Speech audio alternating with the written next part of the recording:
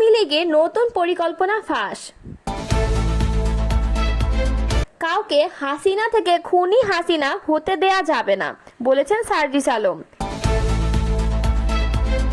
ATM আজহারের খালাস উদযাপন করায় এনসিপিকে বর্জনের ঘোষণা সায়ানের।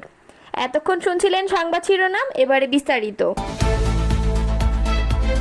জাতীয় নাগরিক পার্টির উত্তরাঞ্চলের মুখ্য সংগঠক সার্জিস আলম বলেছেন, একটা মানুষ খারাপ হতে হতে কি হয় তা আমরা হাসিনার কাছ থেকে দেখেছি। কাউকে হাসিনা থেকে খুনি হাসিনা হতে দেওয়া যাবে না।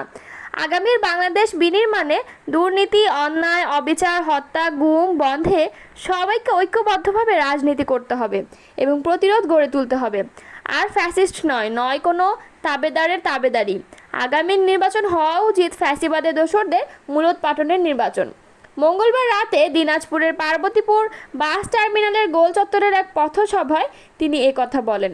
পরে বুধবার দিনাজপুরে কয়েকটি পথসভায় সার্জিস আলম বলেন, স্বাধীনতার 54 বছর পরও ভোটাররা মার্কা দেখে ভোট দিলে বাংলাদেশের পরিবর্তন খুব বেশি সম্ভব নয়। যে লোকটা ভালো কাজ করে, আপনাদের পাশে থাকে, তার যদি বড় কোনো মার্কা নাও থাকে, তাকেই আপনারা জনপ্রতিনিধি হিসাবে বেছে নেবেন। তিনি বলেন, রাজনৈতিক উদ্দেশ্য প্রণোদিতভাবে মামলা বাণিজ্য চলছে। কোনো একটি রাজনৈতিক দল ইচ্ছা করে অন্য রাজনৈতিক দলের নিরপরাধ মানুষকে হয়রানি, টাকা আত্মসাৎ ও চাঁদাবাজির জন্য মামলা বাণিজ্য শুরু করেছে। এ মামলা বাণিজ্য চলতে দেওয়া যাবে না। এদিন দুপুরে এনসিপির বিরল উপজেলা শাখা কার্যালয় উদ্বোধন ও বকুলতলা মোড়ে পথসভায় সার্জিস বলেন, গত 16 বছর উত্তরাঞ্চলকে অধিকার বঞ্চিত করে রাখা হয়েছিল। দক্ষিণাঞ্চলে একটি পৌরসভায় যে উন্নয়ন বরাদ্দ দেওয়া হতো, উত্তরাঞ্চলে একটি জেলায় সেই পরিমাণ বরাদ্দ দেওয়া হতো না। দক্ষিণাঞ্চলে একটি এক্সপ্রেসওয়ে করতে যে পরিমাণ বরাদ্দ দেওয়া হতো, উত্তরাঞ্চলের পুরো রংপুর বিভাগে সেই পরিমাণ বরাদ্দ দেওয়া হতো না। এই উন্নয়ন বৈষম্যের মধ্য দিয়ে বিগত এক যুগ অতিবাহিত হয়েছে। তিনি বলেন, উত্তরাঞ্চলে কোথায় কি সমস্যা সেগুলো রাজপথ থেকে মাঠে ঘাটে হেঁটে দেখে সমস্যা থেকে উত্তরণের জন্য আমরা সংশ্লিষ্ট মন্ত্রণালয়ের উপদেষ্টার কাছে বলবো। তিনি বলেন, আমরা আমাদের জায়গা থেকে মনে করি আগামীর বাংলাদেশে যারা নেতৃত্ব দিতে চায় তাদের আগে দেখতে হবে মানুষ কি চায়। সার্জিস ছাড়াও পথসভায় এনসিপির কেন্দ্রীয় ও স্থানীয় নেতারা বক্তৃতা দেন। বিনোদন জগতে সঙ্গীতাঙ্গনে জনপ্রিয় সঙ্গীত শিল্পী ফারজানা ওয়াহিদ শায়ান সামাজিক মাধ্যমে নিজের ফেসবুক আইডিতে একটি স্ট্যাটাস দিয়েছেন। জাতীয় নাগরিক পার্টির সমালোচনা করে তিনি ক্ষোভ প্রকাশ করেছেন। বুধবার 28 মে দুপুর 1টার দিকে ক্ষুব্ধ প্রতিক্রিয়া জানিয়ে তিনি স্ট্যাটাসটি দিয়েছেন। এনসিপিকে উদ্দেশ্য করে সঙ্গীত শিল্পী ফারজানা ওয়াহিদ শায়ান লিখেছেন, এনসিপি যে ওই জায়গাটা ধরতে পারেনি তা তাদের বুদ্ধিমত্তার নির্দেশক। তারা নতুন দেশ গড়ার কথা বলে নিজেদের ভোটের জন্য জামায়াতকে বুকে টেনেছে বলে মনে হয়। আবার তাদের আরেকটি সঞ্চয় হলো আওয়ামী ঘৃণা।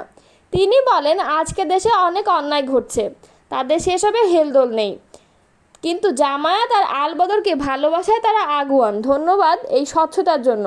এই সঙ্গীত শিল্পী বলেন, জামায়াতের সঙ্গে হাত মিলিয়ে কোলাকুলি করে ভোটের রাজনীতি করতে গিয়ে এই দেশে কিছুদিন আগেই একটা বড় দলের ত্রাহি মধুসূদন দশা হয়েছিল।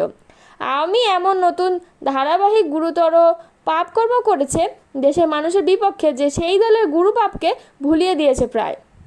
নতুন দল এনসিপির সার্জিসরা, হাসনাতরা প্রথম থেকেই তাদের রাজনীতি পরিষ্কার করে দিয়েছে।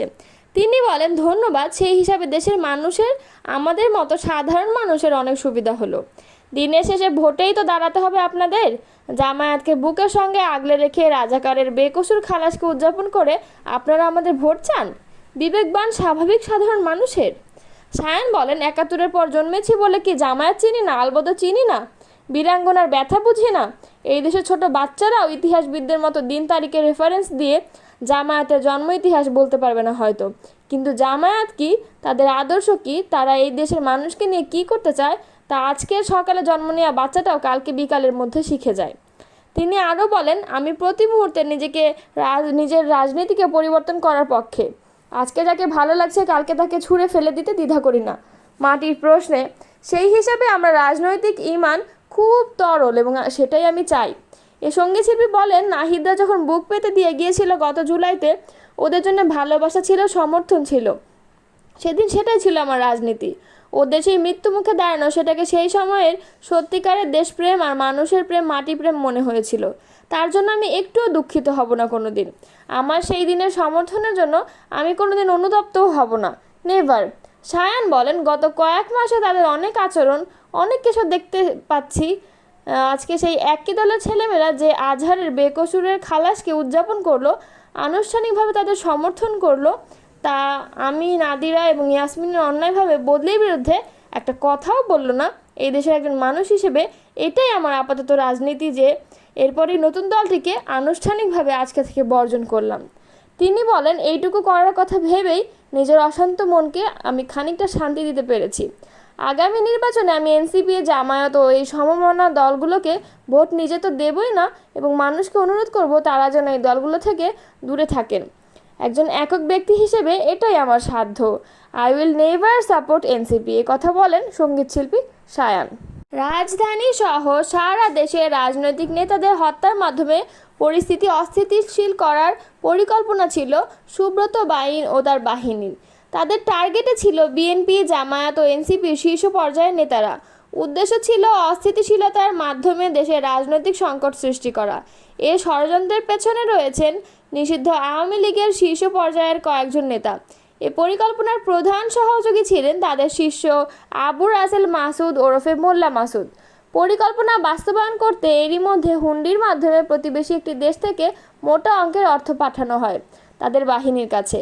ওই অর্থ দিয়ে বিভিন্ন এলাকায় শুটার ও কিলারদের সংগঠিত করেছিল সুব্রত বাইন বাহিনী। মঙ্গলবার রাতে হাতিরঝিল থানায় হস্তান্তরের পর গোয়েন্দা হেফাজতে তাদের জিজ্ঞাসাবাদে বেরিয়ে আসে এমন চাঞ্চল্যকর তথ্য। তদন্ত সংশ্লিষ্ট সূত্রে এসব তথ্য জানা গেছে।